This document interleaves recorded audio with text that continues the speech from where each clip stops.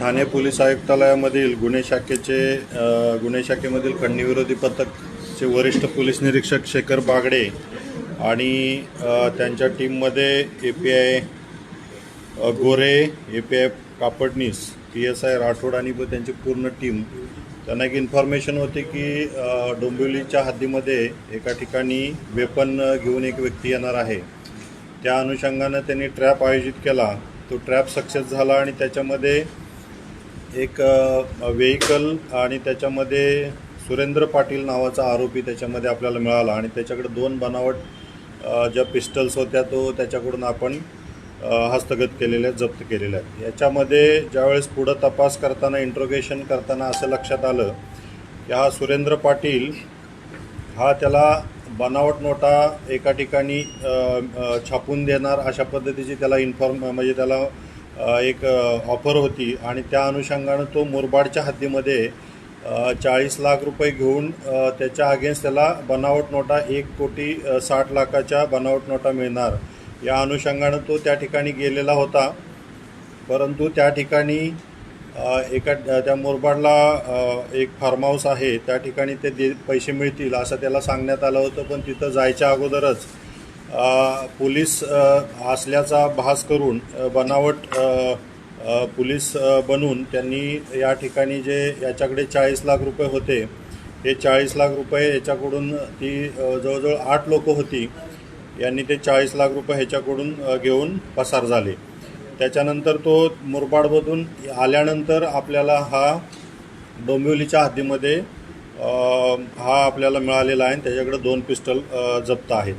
तर याच्यामध्ये जो काही त्याला पैसे देण्याचा आणि ऑफर करण्यात आली होती, हे त्याचं डोंबिवलीमधलं ऑफिस असल्यामुळे त्याला आपण मानपाडामध्ये एक आर्म्स ॲक्ट खाली त्याच्याविरुद्ध एक गुन्हा दाखल करण्यात आलेला आहे.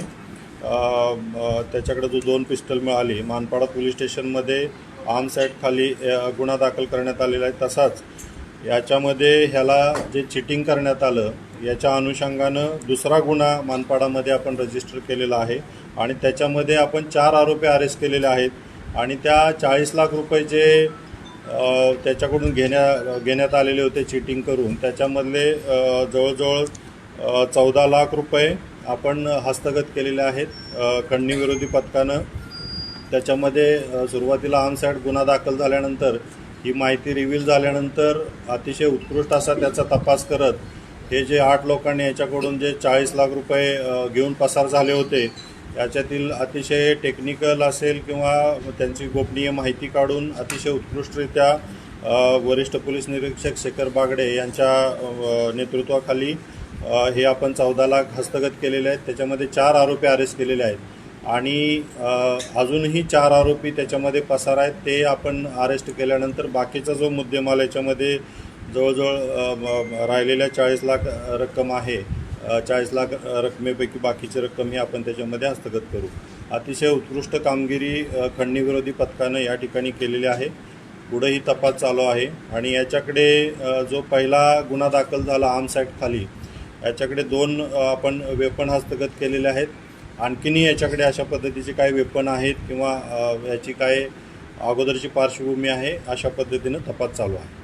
सर, ते बनावट नोटा त्यांना छापून देणार होते का घेऊन येणार होते का? याला जी माहिती सांगण्यात आली होती तर त्या ठिकाणी KP फार्म हाऊस म्हणून जो मुरबाडमध्ये आहे त्या ठिकाणी त्याला छापून देणार अशा पद्धतीची त्याला सांगण्यात आलेलं होतं आणि त्या अनुषंगानं मग तो त्या ठिकाणी गेला होता. याच्याबद्दल का सॅम्पल वगैरे दिलेलं का त्या लोकांनी? या ठिकाणी याच्यामध्ये डोंबिवली इथं येऊन त्यांनी कशा पद्धतीनं नोटा छापणार, कशा पद्धतीच्या आहेत हे त्यांना सांगण्यात आलं होतं. सर, आरोपींनी यापूर्वी अशा बनावट नोटा छापलेल्या आहेत का? तपास चालू आहे. याच्यामध्ये अशा पद्धतीचं काय आरोपींनी या ठिकाणी आणखीनही कुठल्या पद्धतीच्या म्हणजे बनावट नोटा छापलेल्या आहेत किंवा आणखीन लोकांना अशा पद्धतीने चिटिंग केलेलं आहे का, याचा तपास आपण करत आहोत. तर पोलीस पकडले ते रिटायर्ड पोलीस होते का बनावटच होते? नाही, हे पोलीस रिटायर किंवा अशा पद्धतीचे कोण नाही. बनावट जे बनावटीकरण करतात, पोलीस असल्याचा भास दाखवून हे असे गुन्हेगार स्वरूपाचेच लोक आहेत. सुरेंद्र पाटील हा नेमका कोण आहे, काय व्यवसाय आहे त्याचा आणि त्याच्या बॅकग्राऊंड काय होतं? सुरेंद्र पाटीलचा आता आपण ज्या पद्धतीनं यामध्ये त्याच्याकडे वेपन आढळलेले आहेत. त्याला आपण त्याच्यामध्ये अरेस्टही केलेलं आहे आणि त्याला बनावट नोटा देणार, बनावट नोटा तो घेणार होता अशा पद्धतीची पार्श्वभूमी आणि जुनेही काही त्याच्यावरती गुन्हे दाखल आहेत अशी माहिती मिळत आहे. म्हणजे पैशाचा पाऊस पाडणार अशा पद्धतीचं ही काहीतरी माहिती घेऊन त्याच्यामध्येही त्यानं काहीतरी पैसे इन्व्हेस्ट केले होते आणि त्याच्यामध्ये त्याची फसवणूक झालेली आहे. अशा स्वरूपाचं जे काही मागचेही काही गुन्हे आहेत त्याचाही आपण अभ्यास करून याच्यामध्ये आपण कारवाई करणार आहोत. तर ते रिव्हॉल्वर कुठून आणलेले? तर याच्याकडे आता जे आपल्याकडे जे सापडलेले आहेत पिस्टल 2 बनावट, त्याचाही तपास चालू आहे की त्यांनी कोणाकडून घेतले होते आणि त्या अनुषंगानेही पुढे तपास झाल्यानंतर याच्यामध्ये आरोपी निष्पन्न करण्यात येईल. तर लोकांना आव्हान काय करतो? निश्चित स्वरूपामध्ये यामध्ये बनावट नोटा कुठल्याही पद्धतीने या मार्केटमध्ये चालत नाहीत किंवा आता बऱ्याच इन्स्टिट्यूशन असतील कुठल्याही याच्यामध्ये बनावट नोटा तपासण्याचं आणि माहिती कशा पद्धतीच्या बनावट नोटा ही माहिती आहे सगळ्यांना. तर अशा पद्धतीच्या ह्या बनावट नोट्याच्या आमिषाला बळी पडणं किंवा अशा पद्धतीची आपली फसवणुकी होऊ शकते हे लोकांनी लक्षात घ्यावं आणि असला कुठलाही इझी मनीच्या पाठीमागे न लागता आपले जे काही रेग्युलर श्रम आणि मेहनतीने जे पैसे मिळतात त्याच्यावरती लोकांनी विश्वास ठेवावा.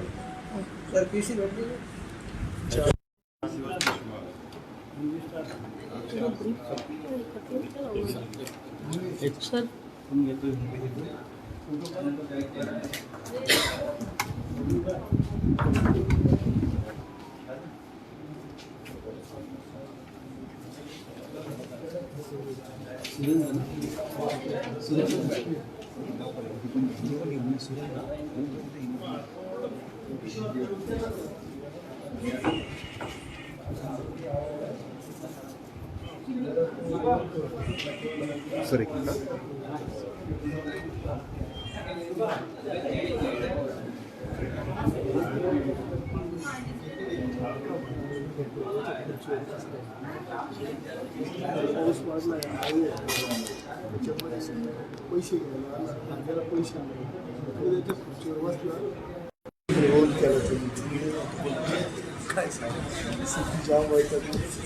काय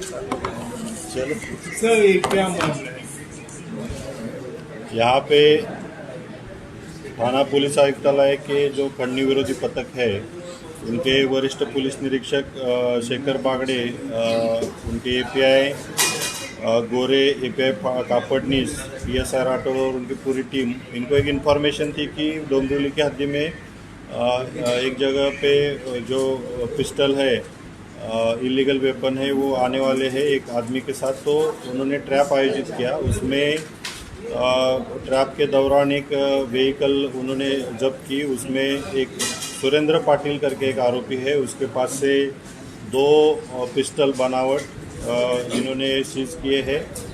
और जब इसके तहत हमने मानपाड़ा पुलिस स्टेशन में आर्म्स एक्ट के थ्रू एक गुना दाखिल किया और उसमें सुरेंद्र पाटिल और उसको अरेस्ट किया गया. उसकी गाड़ी बरामद की गई और 2 पिस्टल हमने उसमें सीज किए. इन्वेस्टिगेशन के दौरान ऐसा पता चला कि सुरेंद्र पाटिल जो है उसको जो बनावट नोट फेक करेंसीज है वो उसको देने वाले थे. सामने वाले जो आरोपी है वो 40 लाख जो ओरिजिनल करेंसी है उसके against fake currency 1 crore 60 lakh रुपए उसको देने वाले थे. ऐसा बता कि ये सुरेंद्र पाटिल मुरबाड़ तो जो तालुका है उसके हद्दी में वो गया था.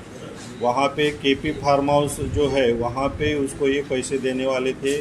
वहाँ पे प्रिंटिंग हो जाएगा और उनको वहाँ पे पैसा मिलेगा ऐसी इन्फॉर्मेशन थी.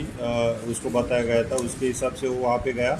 वहाँ पे जाने के बाद जो लोगों ने इनको ऑफर दी थी उन्होंने एक्चुअली इसमें बनावट पुलिस बन के वहाँ पे आए और उन्होंने जो 40 लाख रुपए इसके पास से थे वो वहाँ से चिटिंग करके उसके पास से हस्तगत किए और वो वहाँ से फरार हो गए.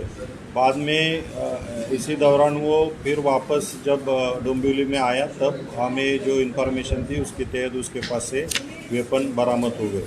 तो बाद में जब ये वेपन बरामद होने के बाद वरिष्ठ पुलिस निरीक्षक खन्नी के जो शेखर बागड़े और उनकी टीम ने बहुत ही अच्छे तरीके से इन्वेस्टिगेशन करके यहाँ पे जो उसके पास से जो 40 लाख जो बरामद हुए थे और जो उसमें गिरोह शामिल था उसका इन्वेस्टिगेशन किया। उसमें उन्होंने लगभग 4 आरोपी उसमें अरेस्ट किए गए और लगभग 14 लाख जो 40 लाख रुपए उसके पास से लेके गए थे उसमें से 14 लाख रुपए उन्होंने जब्त किए हैं।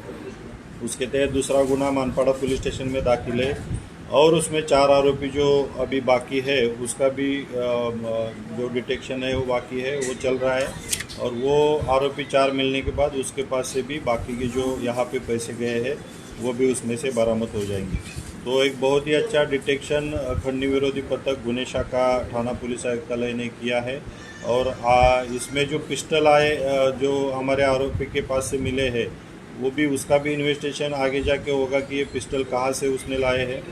और जो आरोपी ये बनावटीकरण कर रहे थे कि फेक पुलिस बन के पैसा जो उन्होंने ये आरोपी के पास से लिया था, उन्होंने और कुछ ऐसे गुने किए हैं या वो कुछ प्रिंटिंग इसका पैसे का करते थे, फेक करेंसी निर्माण करते थे, उसका भी इन्वेस्टिगेशन चालू है। और जो हमारे पास स्ट्रांग एविडेंस है उसके आरोपी के खिलाफ उसके तहत हम उनके ऊपर चार्जशीट। सर, इसमें कितने लोग शामिल थे और कितने गिरफ्तार? इसमें 8 लोग शामिल थे जो बनावटीकरण करने वाले थे। उसमें से 4 आरोपी हमने अरेस्ट किए हैं, 4 बाकी है और वो भी हम उनको अरेस्ट करने वाले हैं। इससे पहले भी कोई मामले पर दर्ज किए गए? यही अभी जो आरोपी अभी कल हमने अरेस्ट किए हैं तो उनका अभी हम इंट्रोगेशन कर रहे हैं और उनकी मालूमात भी ले रहे हैं। अगर किधर उनके खिलाफ गुने दाखिल है उनकी भी इंफॉर्मेशन हम ले रहे हैं। सर, आरोपी सुरेंद्र पाटिल जो है पुलिस के पहले क्या उसने इसके पहले कैसे कुछ किया है? सुरेंद्र पाटिल के खिलाफ पहले भी कुछ गुने दाखिल है, जैसे कि अचानक से पैसे की बरसात होने वाली है ऐसा बोल के उसको उसमें फंसाया गया था, उसमें भी उसने पैसे दिए थे, उसके तहत भी एक गुना दाखिल है। और कुछ ऐसे गुने दाखिल है उसका भी हम इंफॉर्मेशन ले रहे हैं और ये सुरेंद्र पाटिल ने और कहाँ पे ऐसे कुछ पैसे और भी कुछ जगह पे दिए हैं क्या, इसका भी इन्वेस्टिगेशन कर रहे हैं। बनावटी नोट के बाद लोगों को क्या आह्वान करना चाहिए? निश्चित रूप से बनावटीकरण का जो नोट है, फेक करेंसीज है, वो मार्केट में चलता नहीं है। अभी बहुत सारी टेक्निक्स आई है जिसके थ्रू हम उसको पहचान सकते हैं। तो किसी भी जो हमारे नागरिक है उनको यही रिक्वेस्ट रहेगी कि इजी मनी के पीछे आप न भागते हुए जो ओरिजिनल हम मेहनत करके जो पैसा कमाते हैं उसके थ्रू ही हम जाए। ऐसे जो पैसों की बरसात है या कुछ फेक करेंसी है ऐसे इसके पीछे ना लगते हुए हम अच्छी तरीके से हमारा जीवन बिताएं। कितने दिन की पीसी?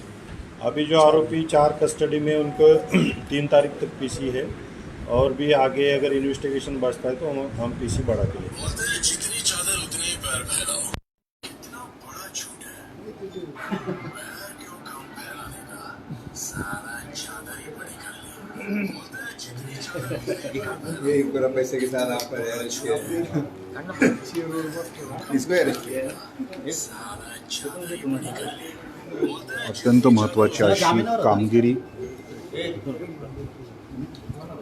ठाणे गुन्हे शाखेच्या वतीने करण्यात आलेली आहे आणि आपण या ठिकाणी बघू शकतो ही रक्कम जी आरोपींकडे होती ती जप्त करण्यात आली आणि या ठिकाणी आपण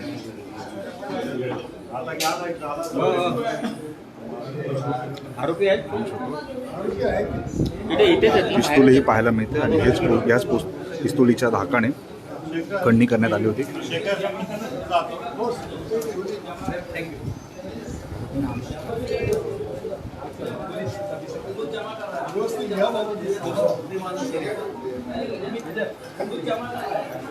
अत्यंत महत्त्वपूर्ण अशी ही कामगिरी ठाणे गुन्हे शाखेची म्हणावं लागेल आणि हे आरोपी आपल्याला पाहायला मिळतात।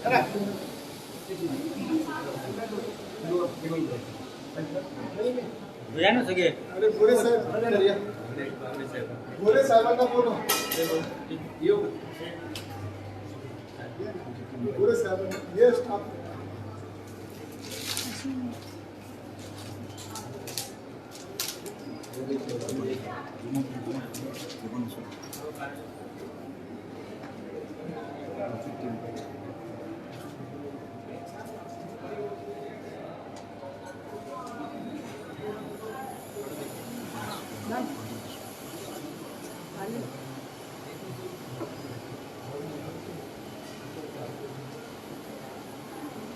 ओके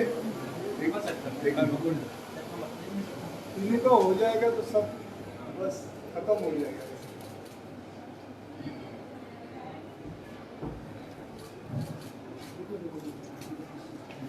ग्रिल वाला देखने का है क्या? बोलो ग्रिल वाला चादर वाला है सर वो कहते ये वो रील रील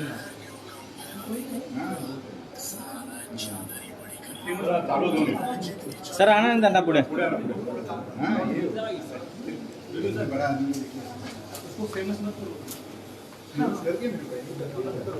पब्लिक उसका 2 लाख फॉलोअर हो गया, इसमें ज्यादा करता हूँ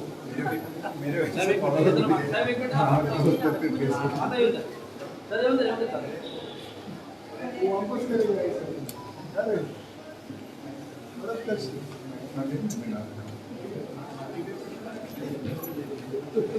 ओके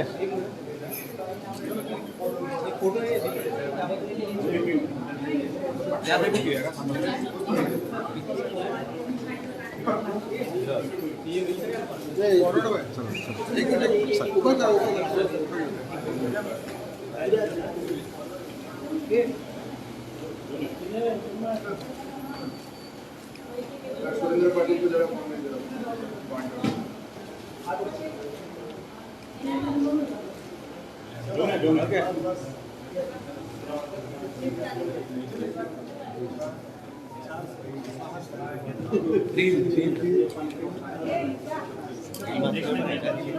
वाईट चला